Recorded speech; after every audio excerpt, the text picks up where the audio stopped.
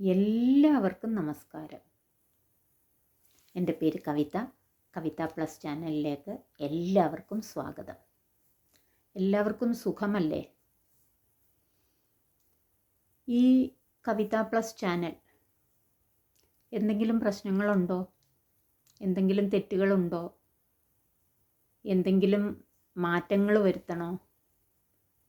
എല്ലാവർക്കും കമൻറ്റിൽ പറയാം കേട്ടോ. നിങ്ങളുടെ ചാനലാണ്. നിങ്ങൾ പറയുന്ന എന്തും എനിക്ക് പറ്റുന്നതാണേലും ഞാൻ സ്വീകരിക്കും. എന്തു പെട്ടെന്നാണ് വർഷങ്ങൾ പോകുന്നത്.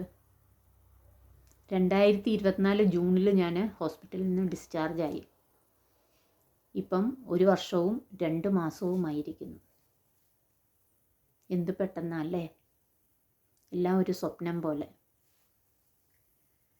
ഡോക്ടർ പറഞ്ഞത് 2 വർഷം കീമോ ഗുളിക കഴിക്കണം എന്നാണ്. അതിൻ്റെ കാരണം എന്ന് പറഞ്ഞു കഴിഞ്ഞാൽ ഓർഗൻസിലൊക്കെ ക്യാൻസർ വരുന്ന ട്യൂമർ ഒക്കെ ആണെങ്കിൽ വളരെ സാവകാശമാണ് ക്യാൻസർ സെല്ലുകൾ വളരുന്നത്. പക്ഷെങ്കിൽ ബ്ലഡിൽ എനിക്ക് വന്ന AML അക്യൂട്ട് മൈലോയിഡ് ലുക്കീമിയ, അതുപോലെ വിവിധ തരം ബ്ലഡ് ക്യാൻസറുണ്ട്, ലിംഫ് നോയിഡിന് വരുന്നത്, അങ്ങനെയൊക്കെ ഒത്തിരിയുണ്ട്. അപ്പോൾ അങ്ങനെയുള്ള ബ്ലഡ് ക്യാൻസർ പെട്ടെന്നാണ് ക്യാൻസർ സെല്ല് വളരുന്നത്. അപ്പോൾ അതുകൊണ്ട് ഡോക്ടേഴ്സ് എപ്പോഴും ചെക്ക് ചെയ്യാൻ പറയും. മന്ത്ലി CBC ചെക്ക്, ബ്ലഡ് ചെക്കപ്പാണ് CBC ചെക്കപ്പ്. അതിൽ പ്ലേറ്റ്ലെറ്റ്, WBC, HB അങ്ങനെയുള്ള എല്ലാ കാര്യങ്ങളും നോക്കും. 3 മാസം കൂടുമ്പം ബോൺ മാരോ ആസ്പിറേഷൻ ചെയ്യണം. അത് ബോൺ മാരോ ആസ്പിറേഷൻ എന്താണെന്ന് ഞാൻ കഴിഞ്ഞ ഒരു വീഡിയോയിൽ പറഞ്ഞിരുന്നു. നമ്മളെ ചരിച്ച് കിടത്തി ഹിപ്പ് ബോണിൽ ആ ചർമ്മം ക്ലീനാക്കി നമുക്ക് അവിടെ അനസ്തേഷ്യ തന്നിട്ട് നമ്മുടെ അസ്ഥിയിൽ നിന്ന് അസ്ഥിയിൽ അകത്തുള്ള ഒരു ദ്രാവകം സിറിഞ്ചിലൂടെ എടുത്ത് ബയോപ്സിക്ക് ഇടുന്നു.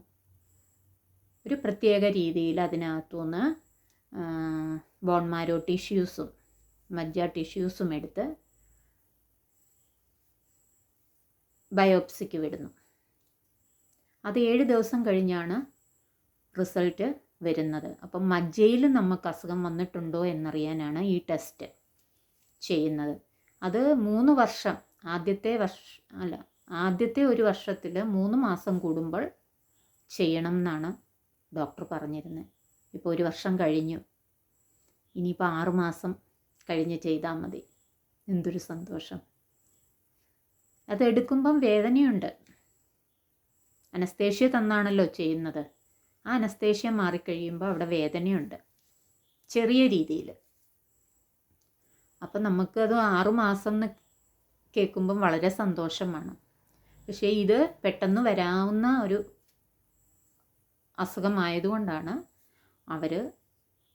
ഡോക്ടേഴ്സ് അത് ചെയ്യാൻ പറയുന്നത്. നമ്മളത് ചെയ്യണം. പിന്നെ എനിക്ക് ഈ ക്യാൻസർ രോഗം വന്നവരോടും ട്രീറ്റ് ചെയ്തുകൊണ്ടിരിക്കുന്നവരോടും അസുഖം കഴിഞ്ഞിട്ട് വിശ്രമിക്കുന്നവരോടും ഒക്കെ എനിക്ക് പറയാനുള്ളത്, അസുഖങ്ങൾ വരും. നമ്മൾ അതിനെ ധൈര്യത്തോടെ നേരിടുക. ആദ്യം അസുഖം ക്യാൻസർ ആണെന്നൊക്കെ കേൾക്കുമ്പം എല്ലാവർക്കും ഭയമാണ്. മുടി പോകുമല്ലോ എന്നുള്ള പേടി, നാണക്കേട്, മുടി പോകുമല്ലോ, അങ്ങനെയൊക്കെ ഒത്തിരി പ്രശ്നങ്ങളുണ്ട്. നമ്മളത് ധൈര്യത്തോടെ നേരിടണം. ധൈര്യം എന്ന് പറഞ്ഞാൽ അതൊരു വെളിച്ചമാണ്, ഭഗവാനാണ് എന്ന് ഞാൻ വിശ്വസിക്കുന്നു. അത് നമുക്ക് തനിയെ ഉണ്ടായി വരും, നമ്മുടെ ഒരു മനസ്സിൻ്റെ ആ ഒരു രീതിയിൽ. അല്ലാതെ നമ്മളിങ്ങനെ നമുക്കുണ്ടാകുന്ന ആ ഒരു ധൈര്യമല്ല. അത് നമുക്ക് തനിയെ ഉണ്ടാകുന്ന ഒരു കരുത്താണ്, വെളിച്ചമാണ് എന്ന് ഞാൻ വിശ്വസിക്കുന്നു. നമ്മളോട് സ്നേഹത്തോടെ ചിരിച്ച് സഹതാപം പറയുകയും മാറി നിന്ന് വിമർശിക്കുന്നവരുമാണ് സമൂഹത്തിൽ പലതരമാണല്ലോ ആൾക്കാർ. അതിൽ നമ്മളോട് ചിരിച്ച് വർത്താനം പറയും, മാറി നിന്ന് പരിഹസിച്ച് ചിരിക്കും. അവരെ ഒന്നും മൈൻഡ് ചെയ്യണ്ട. നമ്മൾക്ക് കിട്ടിയ 2ാം ജന്മമാണിത്. ഭഗവാൻ തന്നതാണ് വീണ്ടും. അതിനെ എത്രയും ആസ്വദിക്കാൻ പറ്റുമോ അത്രയും ആസ്വദിക്കുക. ഞാൻ എൻ്റെ ജീവിതം വളരെ ആസ്വദിച്ചുകൊണ്ടാണ് ഇപ്പോൾ ഇരിക്കുന്നത്. എന്നെ സംബന്ധിച്ചിട്ട് ഞാൻ യൂട്യൂബ് തുടങ്ങുമ്പോൾ ഒരു 100 സബ്സ്ക്രൈബേഴ്സ്, 100 കൂട്ടുകാരെ എനിക്ക് കിട്ടും എന്നാണ് വിചാരിച്ചത്. അതിപ്പോൾ 661 പേരായി. എനിക്ക് തന്നെ അതിശയം. ഇത്രയും കൂട്ടുകാർ എൻ്റെ ചാനൽ കാണുന്നുണ്ടല്ലോ. ഫേസ്ബുക്കിൽ 6800ഓളം സുഹൃത്തുക്കൾ, ഇൻസ്റ്റയിലുമുണ്ട് ധാരാളം സുഹൃത്തുക്കൾ. അവരോട് ഒന്ന് ചിരിക്കുകയും മിണ്ടുകയും ലൈക്ക് ചെയ്യുകയും കമൻറ്റ് ചെയ്യുകയും ഒക്കെ ചെയ്യുമ്പം തന്നെ നമ്മൾ സമയം പോകും. പിന്നെ വീട്ടിലെ പണി, നമുക്ക് പറ്റുന്ന പണികളെല്ലാം ചെയ്യണം. ഒരു വീട്ടിലാവുമ്പം, ഒരു ഗൃഹനാഥയാവുമ്പം നല്ല പണിയുണ്ട്. തൂത്തുവാരി തുടയ്ക്കുക എന്ന് പറയുന്നത് ഒരു നല്ല പണിയാണ്. ഈ കീമോ ഗുളികയൊക്കെ കഴിക്കുമ്പം നമുക്കത് ചെയ്യുമ്പം ബുദ്ധിമുട്ടുണ്ട്. നമ്മളത് മൈൻഡ് ചെയ്യേണ്ട. അത് പിന്നെ നമ്മളെ വിട്ടങ്ങ് പൊക്കോളും. നമ്മൾ ചെയ്യുക, നമുക്ക് പറ്റാവുന്നിടത്തോളം ചെയ്യുക. അതും കഴിഞ്ഞിട്ട് നമുക്ക് പുസ്തകങ്ങൾ വായിക്കാം, ധാരാളം പുസ്തകങ്ങൾ വായിക്കാം. ഞാനിപ്പോൾ കുറച്ച് പുസ്തകങ്ങൾ ഓർഡർ കൊടുത്ത് വരുത്തി. കണ്ടില്ലേ, വീട്ടിയുടെ കഥകൾ കാണാൻ പറ്റുമോ? പിന്നെ ഇത് ഞാൻ നേരത്തെ വായിച്ചിട്ടുണ്ട്. എൻ്റെ കയ്യിലിരുന്നൊരു പുസ്തകമാണ്. ഇന്നസെൻറ്റിൻ്റെ ക്യാൻസർ വാർഡിലെ ചിരി. എത്ര വായിച്ചാലും നമുക്ക് വീണ്ടും വീണ്ടും വായിക്കാൻ തോന്നുന്ന ഒരു പുസ്തകമാണ്. പിന്നെ അറിവേറും കഥകൾ, കൊച്ചു കഥകളാണ്. പിന്നെ ഓഷോയുടെ ഒരു പുസ്തകം ആനന്ദത്തിൽ ജീവിക്കുക, കുറച്ച് വായിച്ചു, മനോഹരമാണ്.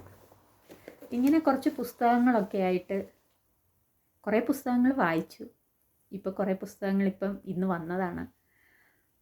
ഇനിയും ഓർഡർ കൊടുത്തിട്ടുണ്ട്. അറിവുകൾ വേണം മനുഷ്യന്. നന്നായിട്ട് വായിക്കുക, നമുക്ക് സന്തോഷം കിട്ടുന്ന എല്ലാ കാര്യങ്ങളും ചെയ്യുക. എല്ലാവരും ടെൻഷനൊക്കെ ദൂരെ കളയുക, സങ്കടങ്ങൾ ദൂരെ കളയുക, അസുഖങ്ങളെ മറക്കുക. 2ാമത് കിട്ടിയ ജീവിതത്തിനെ സന്തോഷത്തോടെ സ്വീകരിക്കുക. ആനന്ദത്തോടെ നമുക്ക് ചുറ്റുമുള്ളതിനെ കണ്ട് ആസ്വദിച്ച് നമുക്ക് ചെയ്യാൻ പറ്റുന്നതെല്ലാം ചെയ്ത് സന്തോഷത്തോടെ ഇരിക്കുക. ഓക്കെ കൂട്ടുകാരെ, ഇഷ്ടപ്പെട്ടെങ്കിൽ ഷെയർ ചെയ്യുക, സബ്സ്ക്രൈബ് ചെയ്യുക. നമസ്കാരം.